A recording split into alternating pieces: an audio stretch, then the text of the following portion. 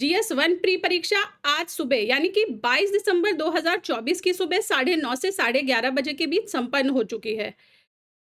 इस question paper का हम आज इस वीडियो में डिटेल डिस्कशन करने वाले हैं। किस तरह का क्वेश्चन पेपर था, क्वेश्चन का पैटर्न कैसे था, किस सब्जेक्ट से कितने क्वेश्चन आए थे, डिफिकल्टी लेवल क्या रहा है, सब कुछ इस वीडियो में हम कवर करेंगे। तो वीडियो को पूरा लास्ट तक देखना है और आपको क्लैरिटी मिलेगी कि यूपीपीसीएस 2024 GS1 का क्वेश्चन पेपर पिछले सालों में किस तरह का आया है और इस साल किस तरह से वो पिछले सालों से डिफर कर रहा है।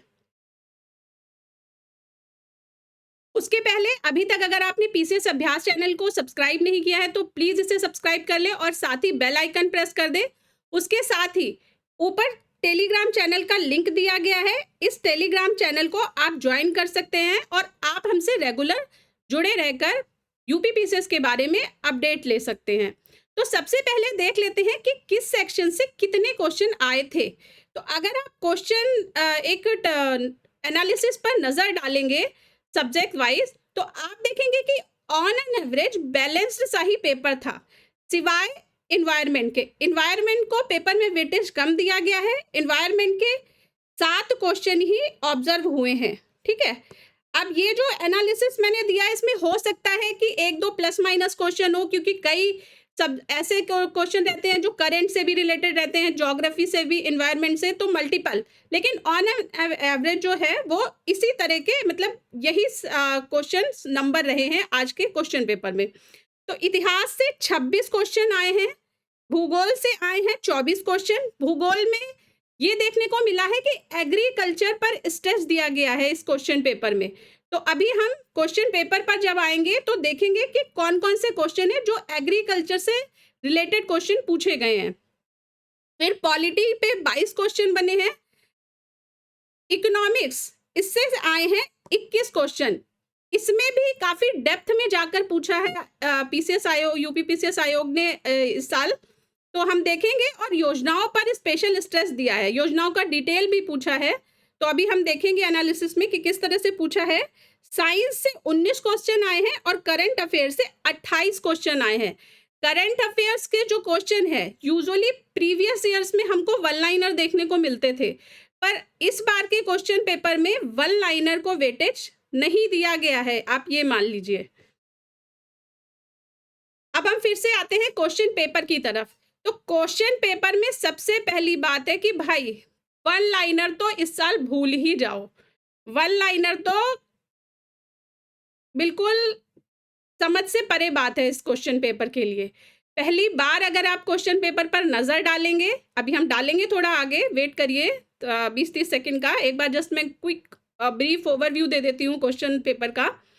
ये बहुत ज़्यादा लेंथी पेपर था जो रेगुलरली पीसीएस दे रहे हैं और उन्होंने उनके लिए तो बहुत ही था। जो लोग यूपीएससी पैरेलली प्रिपेयर कर रहे हैं उनको ठीक ठाक पेपर लग सकता है क्योंकि उनको हैबिट होती है लेंथी पेपर पढ़ने की, पर पीसीएस ओरिएंटेड लोगों के हिसाब से बहुत ज़्यादा लेंथी पेपर था। ठीक है, स्टेटमेंट बेसिस के क्वेश्चन पूछे गए हैं काफ़ी ज़्यादा मात्रा में। असर्शन रीजनिंग के क्वेश्चन पूछे गए हैं। इसके साथ ही अनयूजुअल फैक्ट्स पूछे गए हैं। मतलब जैसे इकोनॉमिक्स का आप ले लीजिए तो डेटा 2-3 साल पीछे का डेटा पूछा गया है, या जैसे आप ज्योग्राफी के क्वेश्चन ले लीजिए तो ज्योग्राफी में ट्रैप्स की ऊंचाई से रिलेटेड या दर्रों की ऊंचाई गहराई से रिलेटेड इस तरह के क्वेश्चन पूछे गए हैं। अभी हम देखेंगे कि क्वेश्चन अभी वीडियो में मैं डिस्कस करूंगी आगे कि किस तरह के क्वेश्चन पूछे गए हैं। फिर कॉन्सेप्चुअल क्लैरिटी से बेसिस क्वेश्चन, जैसे पॉलिटी में आप देखेंगे पहले आर्टिकल नंबर और डायरेक्ट पूछा जाता था ये आर्टिकल नंबर किससे रिलेटेड है, पर इस बार कॉन्सेप्ट से रिलेटेड कि आर्टिकल 19 है तो आर्टिकल 19 में क्या है ये पूछा गया है।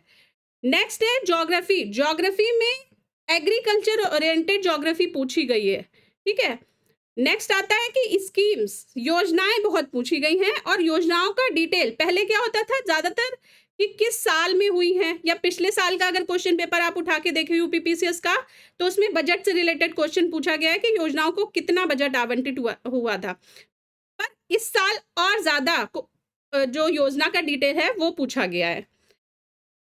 तो चलिए अब हम क्वेश्चन पेपर देखना शुरू करते हैं, एक एक क्वेश्चन देखेंगे।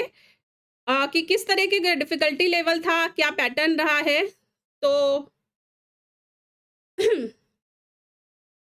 ये देखिए, अब जैसे क्रोनोलॉजी के क्वेश्चन तो पहले भी आते थे, तो इस साल भी क्रोनोलॉजी के क्वेश्चन आए हैं।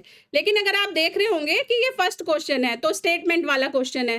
सेकंड क्वेश्चन क्रोनोलॉजी का, third question chronology, fourth question तो यूजुअली क्या होता था पहले, जैसे जस्टिस पार्टी का है, तो अभी 2 स्टेटमेंट दे दिए हैं। यूजुअली पहले के साल में क्या पूछा जाता था कि ईयर पूछे जाते थे कि गठन किस वर्ष हुआ है, या मैच द फॉलोइंग में गठन को दिया जाता था, फाउंडर्स को दिया जाता था। पर इस साल कॉन्सेप्चुअल कि जस्टिस पार्टी था, तो क्यों बना था? तो स्टेटमेंट आप देख रहे होंगे, जस्टिस पार्टी ने कांग्रेस का विरोध उसे ब्राह्मण प्रभुत्व वाला संगठन कहकर किया था। तो अब उसके बारे में डिटेल, पर्टिकुलर पार्टी है, उसकी आइडियोलॉजी क्या रही है, किन विचारधाराओं पर वो बनी थी, ठीक है? इस तरह के क्वेश्चन पूछे गए हैं। नेक्स्ट, जैसे अब ये 5th नंबर क्वेश्चन लीजिए आप, इकोनॉमिक्स का क्वेश्चन है। तो इसमें राष्ट्रीय मुद्रा का कथन, इसमें अभिकथन दे रखा है, राष्ट्रीय मुद्रा का वह मूल्य जो विदेशी मुद्रा की मांग और आपूर्ति द्वारा तय होता है, उसे नम्य विनिमय दर कहते हैं। तो कॉन्सेप्ट्स बेसिस के क्वेश्चन, जैसे कि यूपीएससी क्वेश्चन पूछता है, तो यूपीएससी से अलाइन होकर ऐसा लग रहा है कि यूपीपीसीएस आयोग ने क्वेश्चन पेपर डिजाइन किया है। आप यूपीपीसीएस से इसका डिफिकल्टी लेवल थोड़ा बिलो रख सकते हैं, पर जो थिंकिंग पैटर्न है या क्वेश्चन डिजाइन करने का पैटर्न है, वो जस्ट लाइक यूपीएससी। और मैं तो पर्सनली मैं ये कहूंगी कि ये क्वेश्चन पेपर जो है वो इंडिया का one of the toughest PCS paper है। मतलब यूजुअली अगर आप दूसरी स्टेट बेसिस के क्वेश्चन पेपर उठाकर देखेंगे, तो वन लाइनर क्वेश्चन बहुत होते हैं, फैक्ट बेसिस क्वेश्चन होते हैं, और फैक्ट्स भी कॉमन फैक्ट्स होते हैं। पर इस बार यूपीपीसीएस ने बहुत ही अनयूजुअल फैक्ट्स पूछे हैं, और ट्रैक से बहुत ज़्यादा हट के क्वेश्चन पेपर दिया है। तो अनुमान लगाना अभी फिलहाल कट ऑफ का भी मुश्किल हो रहा है, हालांकि प्रेडिक्ट किया जाएगा बाद में कि कितना कट ऑफ जाने वाला है। फिर नेक्स्ट क्वेश्चन हम देखते हैं, जैसे कि 7 नंबर क्वेश्चन है। 7 नंबर क्वेश्चन में आप देखिए, पहले इसमें दे रखा है कि राज्य और 2019-30 के दौरान आधारभूत संरचनाएं, मतलब करंट ईयर से 4 साल पहले का कि कितना खर्च किया गया है, इस तरह का डेप्थ बेसिस क्वेश्चन। तो इसे तो डिफिकल्टी लेवल 4 में, अगर 1 to 4 आप करेंगे, तो डिफिकल्टी लेवल 4 में इस क्वेश्चन को रखा जाएगा, क्योंकि यूजुअली जो क्वेश्चन पूछे जाते हैं वो जीडीपी से, या करंट जो इंडेक्सेस हैं, या करंट जो जीडीपी स्टेट जीडीपी पैटर्न चल रहा है, उनसे रिलेटेड क्वेश्चन होते हैं। पर इतना डेप्थ का क्वेश्चन कि इतने साल के डेटा और उनका एनालिसिस, तो डिफिकल्टी लेवल काफ़ी हाई है। फिर नेक्स्ट आता है, नेक्स्ट ये देखिए, करंट का क्वेश्चन है, क्वेश्चन नंबर 9th, फातिमा बीबी का हाल ही में निधन हुआ और उनके बारे में निम्नलिखित कथनों पर विचार कीजिए। तो यूजुअली ये होता है कि किससे मतलब कहाँ की न्यायाधीश थी, या इस तरह के क्वेश्चन। अब इन्होंने इतना डेप्थ में पूछा कि 1997 से लेकर वो 2001 तक केरल राज्य के राज्यपाल के रूप में सेवाएं दी थी। तो यूजुअली ये याद रखने की चीज होती है कि वो केरल राज्य की राज्यपाल रही थी, पर किस साल से किस साल तक रही थी। तो डिफिकल्टी लेवल थोड़ा बूस्ट कर दिया। नेक्स्ट, फिर या आप हिस्ट्री का पेपर देखिए, हिस्ट्री का सॉरी क्वेश्चन देखिए, 13 नंबर क्वेश्चन। नीचे 2 कथन दिए गए हैं, एक को अभिकथन ए और दूसरे को आर कहा गया है। तो कॉन्सेप्चुअल क्वेश्चन है कि प्रारंभिक राष्ट्रवादियों में से अधिकांश को ब्रिटिश राज ईश्वरीय देन लगता था, जिसका उद्देश्य आधुनिकीकरण लाना था। तो कॉन्सेप्ट्स इस तरह के दिए हैं, जैसे कि यूपीएससी के क्वेश्चन पेपर में कॉन्सेप्ट्स दिए जाते हैं, मैं तो यही कहूंगी, क्योंकि फैक्ट बेस्ड ऑलमोस्ट एलिमिनेशन हो गया है। जो यूजुअल फैक्ट्स आते थे, जो यूजुअली आयोग बनाता है क्वेश्चन पेपर। नेक्स्ट देख लेते हैं, ये हिस्ट्री के क्वेश्चंस हैं। फिर आप 17 नंबर के क्वेश्चन देखिए। 17 नंबर क्वेश्चन में, जैसे करंट के क्वेश्चन का ट्रेंड रहता था लास्ट ईयर्स में कि वन लाइनर आते थे, तो वन लाइनर में किस तरह का, जैसे इसी से ले लेते हैं रिलेटेड कि कोहिमा शांति स्मारक के संबंध में कौन सा कथन सही है। तो इस तरह के क्वेश्चन आते थे कि इसकी कहाँ पर उद्घाटन किया गया या किस देश के सहयोग से किया गया है, वन लाइनर में क्वेश्चन आते थे। पर इस बार उसका डिटेल दिया गया है कि कब उद्घाटन किया गया, किस देश के सहयोग से, और उस क्वेश्चन को भी स्टेटमेंट बनाकर कि 1 और 2 सही हैं, 1 सही है, इस तरह के स्टेटमेंट बेसिस के क्वेश्चन। तो आप देख रहे होंगे जैसे-जैसे मैं स्क्रॉल करती जा रही हूँ क्वेश्चन पेपर को कि वन लाइनर क्वेश्चन तो मिला ही नहीं है। वन लाइनर क्वेश्चन गायब हो चुका है क्वेश्चन पेपर से। नेक्स्ट 18th नंबर क्वेश्चन देख लेते हैं। तो इसमें भी आप देख रहे होंगे कि जो करंट का क्वेश्चन है, उसमें स्टेटमेंट और डिटेल बेसिस का क्वेश्चन है ये। फिर जो एक्सरसाइज युद्ध अभ्यास होते हैं, तो यूजुअली प्रीवियस ईयर्स में पूछा जाता था कि किन देशों के मध्य युद्ध अभ्यास होते हैं, पर इस बार क्या है, डेट भी पूछी गई है। तो आप देख रहे होंगे कि 25 मई को आयोजित हुआ। तो आपको नेक्स्ट ईयर अगर आप प्रिपेयर कर रहे हैं एग्जाम के लिए, तो आपको डेट के साथ युद्धाभ्यास प्रिपेयर करने होंगे नेक्स्ट क्वेश्चन नेक्स्ट एग्जाम के लिए। फिर और हम देख लेते हैं, हाँ, ये दर्रे का एक क्वेश्चन आया था, 27 नंबर क्वेश्चन। इसमें पूछा गया है कि दर्रा और समुद्र तल से ऊंचाई उसकी कितनी है, ठीक है। तो समुद्र तल से ऊंचाई तो सभी के रिस्पेक्ट में दे रखा है। पहले कैसे क्वेश्चन आते थे कि कौन सा दर्रा कौन से राज्य में स्थित है, ठीक है, या इस तरह से भी दे देते थे कि क्रम में लगाइए दर्रों को, मतलब नॉर्थ से साउथ में क्रम में लगाइए, इस तरह के क्वेश्चन। पर इस बार समुद्र तल से ऊंचाई के बेसिस पे दिए गए हैं, ठीक है। तो आपको दर्रों की हाइट के हिसाब से लिस्ट प्रिपेयर करनी पड़ेगी नेक्स्ट अपकमिंग एग्जाम के लिए। फिर ये ज्योग्राफी का क्वेश्चन देखिए, 28 नंबर क्वेश्चन है। इसमें क्या है, अभिकथन है जूट भारत का विशुद्ध पौधा है और कारण है जूट खरीफ की फसल है जिसे फरवरी से जून के मध्य बोया जाता है तथा जुलाई से अक्टूबर के मध्य काटा जाता है। तो अभी और आप ज्योग्राफी के क्वेश्चन आगे आगे देखेंगे कि ज्योग्राफी को एग्रीकल्चर से रिलेट करके पूछा गया है, मतलब एग्रीकल्चर को भी काफी वेटेज दिया गया है इस साल के क्वेश्चन पेपर में। हाँ, एक और जो चीज़ देखने को मिली है क्वेश्चन पेपर में, वो ये कि बुक्स बहुत पूछी गई है। इकोनॉमिक्स से रिलेटेड हो या हिस्ट्री से रिलेटेड हो, तो बुक्स और उनके ऑथर से रिलेटेड क्वेश्चंस आए हैं। तो जैसे आप ये वाला क्वेश्चन देख रहे होंगे, हिस्ट्री का क्वेश्चन है और इसमें लेखक दे रखे हैं और उनके रिस्पेक्टिव हिस्ट्री की कौन सी बुक उन्होंने लिखी है, वो दे रखे हैं। और ये नाम भी अगर आप देख रहे होंगे, तो ये यूजुअल नाम नहीं है जो कि एस्पिरेंट्स पढ़ते हैं। तो आप इस क्वेश्चन पेपर को लीक से हटकर क्वेश्चन पेपर बोल सकते हैं एक तरह से। फिर ये क्वेश्चन देख लेते हैं हम करंट का, 39th number question.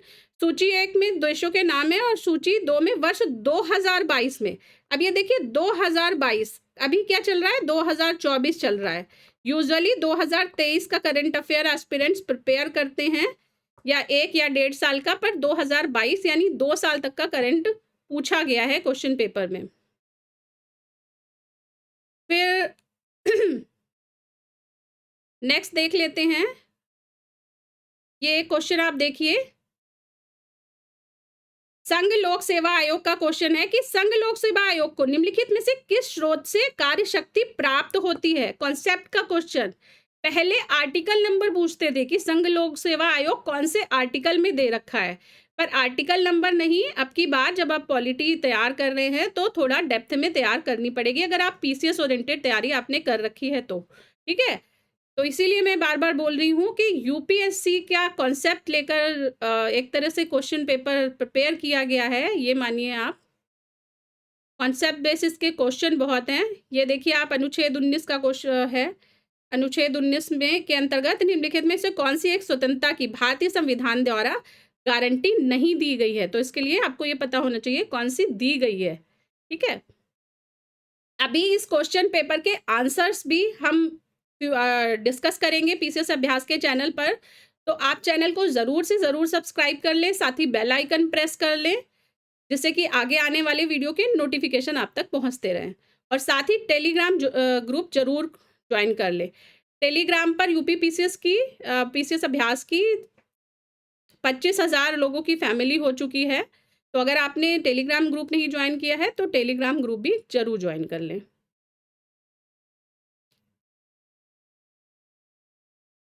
Next question देखते हैं।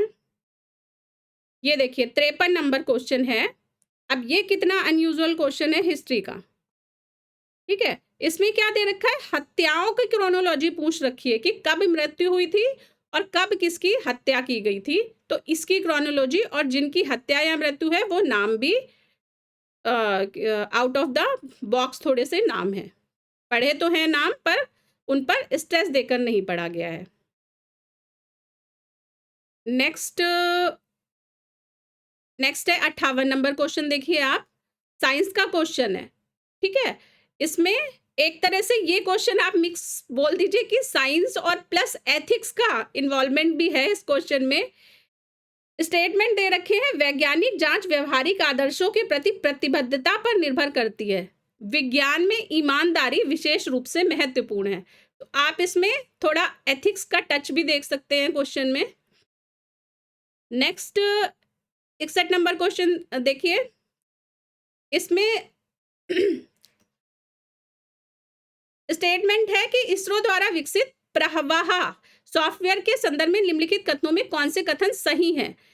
तो किसने ये अंतरिक्ष, यह विक्रम साराभाई अंतरिक्ष केंद्र की अग्रणी उपलब्धि है। अंतरिक्ष वाहनों के प्रारंभिक वायुगतिकीय डिजाइन के लिए बड़ी संख्या में विन्यास के मूल्यांकन की आवश्यकता होती है। तो एक तो कॉन्सेप्ट भी आ गया और फैक्ट भी आ गया। पहले क्या होता था, क्वेश्चन किस तरह से पूछे जाते थे कि किसने बनाया है, ठीक है, या ये सॉफ्टवेयर जो है वो किससे संबंधित है, इस तरह के फैक्ट बेस्ड क्वेश्चन थे। पर हर क्वेश्चन में आप कॉन्सेप्ट देख सकते हैं। आप कोई भी क्वेश्चन देख रहे होंगे तो थोड़े बहुत आप क्रोनोलॉजी के क्वेश्चन हटा दीजिए या डायरेक्ट बुक्स के क्वेश्चन हैं तो हटा दीजिए, नहीं तो आप लगभग हर क्वेश्चन में आप कॉन्सेप्ट जरूर दे पाएंगे। नेक्स्ट है 62, अभिकथन है, अप्रैल 2024 में भारत ने फिलीपींस को ब्रह्मोस सुपरसोनिक मिसाइल प्रदान की। मिसाइल की मारक क्षमता इतनी है। तो फैक्ट बेस्ड क्वेश्चन है, पर इसमें भी देखिए आपकी दो स्टेटमेंट दे गए हैं। एक तो दो स्टेटमेंट दे दिए हैं क्वेश्चन को, और उसके बाद इसे असर्शन रीजनिंग के फॉर्म में भी डाल दिया है। फिर 63 नंबर क्वेश्चन देखिए, रामगंगा परियोजना के बारे में क्वेश्चन है। तो इसमें डिटेल से रिलेटेड ही कि कौन सा सही सुमेलित नहीं है। तो इसके विभिन्न आयाम दिए हैं योजना के, और इसमें से बताना है कि कौन सा गलत है। तो अनयूजुअल टाइप क्वेश्चन है, मतलब ये जो क्वेश्चन का पैटर्न आप देख रहे होंगे कि इस तरह का क्वेश्चन, नई तरह का क्वेश्चन इस बार इंट्रोड्यूस किया है आयोग ने। फिर ये क्वेश्चन देखिए, डिफिकल्ट क्वेश्चन है ये भी, 64 नंबर का, विश्व के कुछ देशों के कृषि क्षेत्रों के संदर्भ में निम्नलिखित कथनों पर विचार कीजिए। तो ज्योग्राफी और प्लस करंट से रिलेटेड आप इसको बोल सकते हैं क्वेश्चन को। यूएसए, चीन और जापान की तुलना में विश्व का कृषि भौगोलिक क्षेत्र अधिक है। उष्णकटिबंधीय मानसूनी जलवायु प्रदेश के स्थित होने के कारण भारत में वर्ष भर विविधीकृत फसलोत्पादन होता है। तो आप देख रहे होंगे कि डिफिकल्ट लेवल है ये।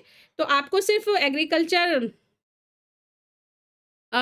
मतलब कंट्री के एरिया पे नहीं, बल्कि उसके जो वर्ल्ड रैंक पर इंडिया की कृषि में क्या रैंकिंग आ रही, कृषि उत्पादन में तो रैंकिंग मतलब पूछी ही जा रही थी, लेकिन एरिया भी कि कितना एरिया कवर कर रहा है भारत, वो भी इम्पोर्टेंट हो गया है। तो थोड़ा ब्रॉड लेवल पर जाकर चीज़ों को पढ़ना पड़ेगा अपकमिंग एग्जाम के लिए हमको।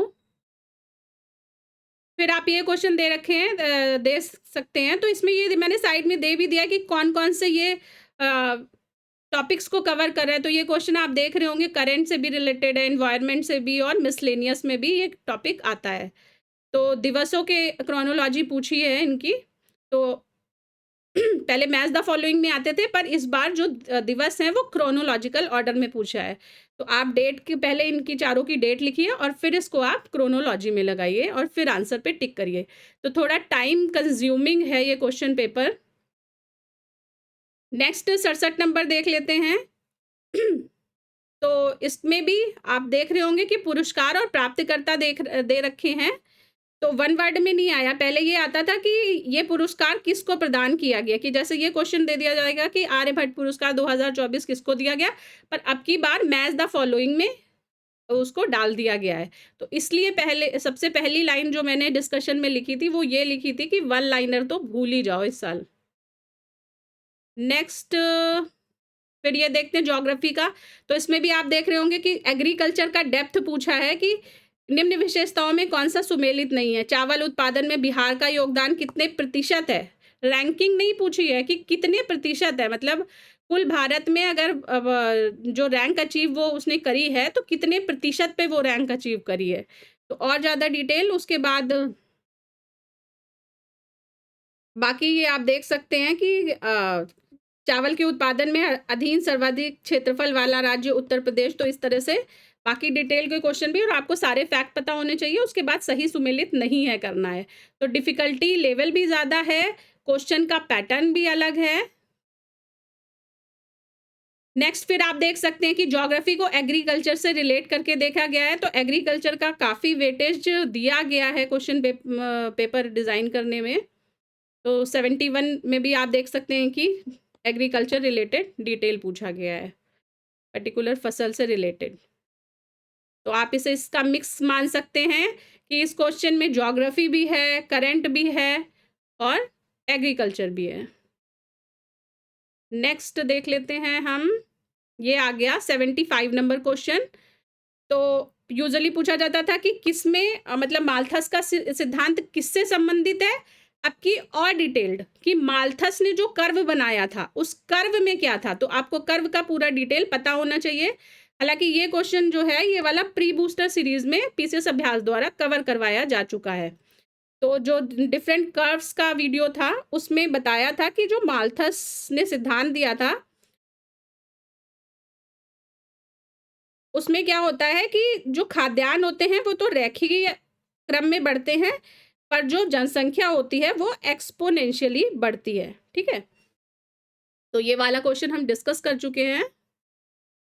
नेक्स्ट 76 नंबर क्वेश्चन है, ये भी प्री बूस्टर में कवर करवाया जा चुका है। इस तरह के क्वेश्चन तो खैर प्रीवियस ईयर में भी आए हुए हैं कि योजना और उनसे संबंधित कौन सा वर्ष में वो आरंभ हुई थी, पर इस बार क्या करा है उनको मैच द फॉलोइंग में दे दिया है। नेक्स्ट तो पुराने पैटर्न के भी क्वेश्चंस दिए हैं, पर नए पैटर्न के क्वेश्चन भी काफ़ी हद तक इंट्रोड्यूस किए गए हैं। अच्छा, एक और जो इस क्वेश्चन पेपर की खास बात मुझे लगी वो ये लगी कि पहले क्या होता था कि क्लस्टर में दे रखते थे, सब्जेक्ट वाइज क्लस्टर में क्वेश्चन थे कि जैसे पॉलिटी के क्वेश्चन एक साथ दे दिए, जितने भी 15-20 क्वेश्चन होते हैं, फिर ज्योग्राफी के क्वेश्चन एक साथ दे दिए, इकोनॉमिक्स के। पर इस बार क्या है कि 4 क्वेश्चन ज्योग्राफी के, 6 क्वेश्चन साइंस के, फिर एनवायरनमेंट के आ गए। तो एक तरह से मिक्स टाइप क्वेश्चन पेपर है, तो आपको माइंड को स्विच करते रहना पड़ेगा। ये नहीं कि आपने एनवायरनमेंट मोड ऑन कर लिया तो एनवायरनमेंट के क्वेश्चन हो गए, साइंस मोड ऑन कर लिया तो साइंस के नहीं, आपको इमीडिएटली स्विच करना है कि इकोनॉमिक्स हो गया, अब इमीडिएटली एनवायरनमेंट का क्वेश्चन सामने आ गया। अब 2 क्वेश्चन 3 क्वेश्चन एनवायरनमेंट के हो गए, नेक्स्ट क्वेश्चन फिर ज्योग्राफी का सामने आ गया। तो इस तरह से मोड को स्विच करते करते आपको क्वेश्चन पेपर को सॉल्व करना पड़ेगा अब की बार। तो हर तरह से थोड़ा कॉम्प्लेक्स क्वेश्चन पेपर बनाया गया है। नेक्स्ट देख लेते हैं 87 क्वेश्चन नंबर। इसमें क्या है कि पहले ईयर्स पूछा जाता था, ठीक है, ईयर से रिलेटेड मैंने पहले भी वीडियो के स्टार्टिंग में बताया था।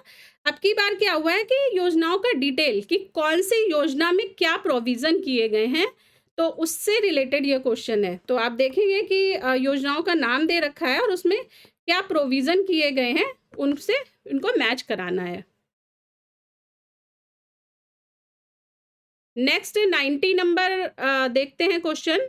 अब ये क्वेश्चन देखिए, 2019 से 2022 का डेटा पूछा गया है इस क्वेश्चन में।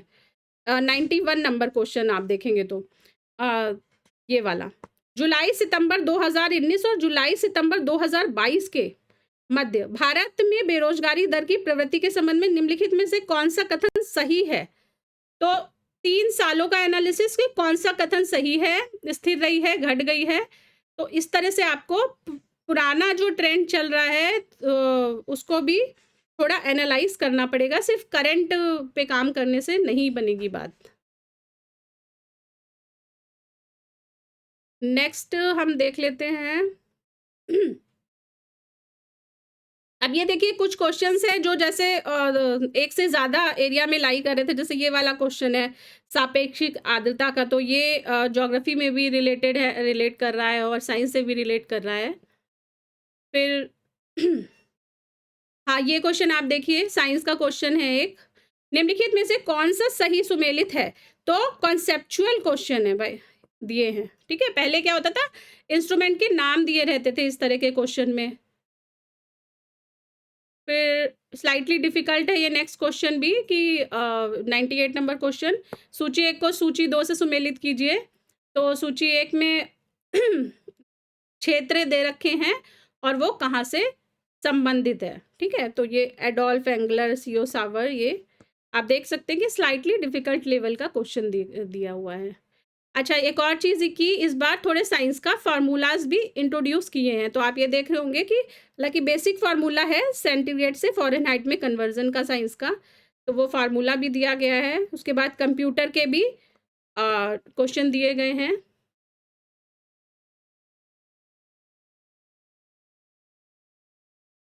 नेक्स्ट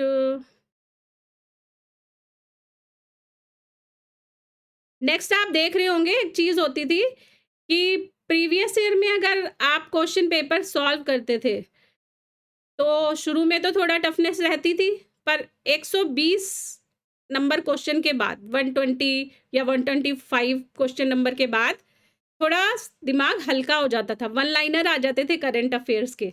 पर इस बार दिमाग हल्का नहीं होना है लास्ट तक। ये देखिए लास्ट तक स्टेटमेंट क्वेश्चन चलते रहेंगे। हालांकि थोड़ा साइंस वन लाइनर में दिया हुआ है, लेकिन फ्यूचर की गारंटी नहीं कि नेक्स्ट ईयर इसको भी थोड़ा डिफिकल्ट बना दिया जाए। इस साल हालांकि थोड़े पीवाईक्यू के क्वेश्चन भी मिले हैं साइंस में। ये देखिए एक और साइंस का फार्मूला बेस्ड क्वेश्चन दिया हुआ है, तो आपको बेसिक फार्मूलाज भी इस बार प्रिपेयर करने हैं साइंस के लिए। जैसे सेल्सियस टू फ़ारेनहाइट कन्वर्जन का था, यहाँ पर वेलोसिटी रिलेटेड फार्मूला दिया हुआ है। नेक्स्ट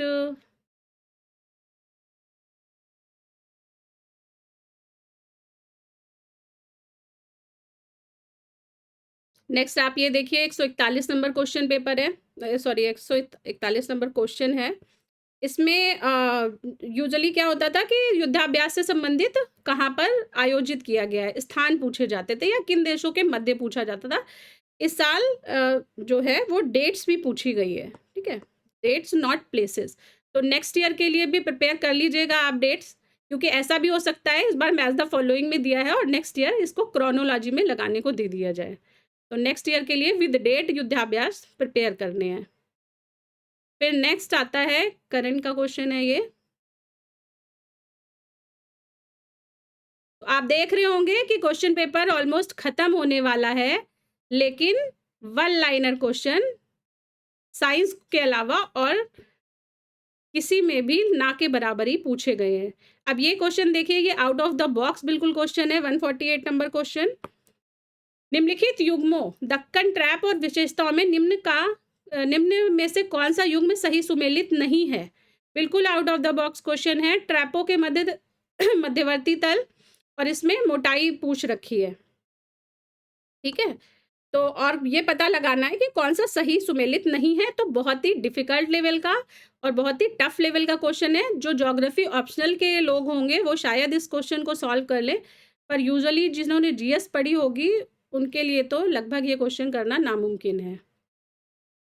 तो ये क्वेश्चन का ट्रेंड था।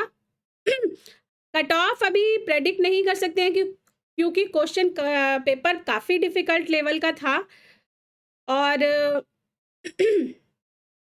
अगर आप देखें तो सभी के लिए डिफिकल्ट था, हालांकि नंबर ऑफ सीट्स ज़्यादा हैं, पर उसके साथ ही क्वेश्चन पेपर भी डिफिकल्ट रहा है इस साल का। तो पीसीएस अभ्यास से आप जुड़े रहिएगा। यूपी पीसीएस 2024 प्रीलिम्स से रिलेटेड और भी इम्पॉर्टेंट एनालिसिस हम आगे लेकर आने वाले हैं। इसके साथ ही ये क्वेश्चन पेपर भी पूरा डिटेल में डिस्कस किया जाएगा, बहुत अच्छी तरह से सारे कॉन्सेप्ट के साथ में सेक्शन इस क्वेश्चन पेपर को डिस्कस करेंगे। और अगर आपने चैनल सब्सक्राइब नहीं किया है तो सब्सक्राइब ज़रूर कर लें। साथ ही बेल आइकन ज़रूर प्रेस कर दें और टेलीग्राम ग्रुप तो ज़रूर से ज़रूर ज्वाइन करें, क्योंकि अगर आपको पर्सनल गाइडेंस चाहिए तो वो भी वहाँ पर प्रोवाइड की जाती है। जय हिंद।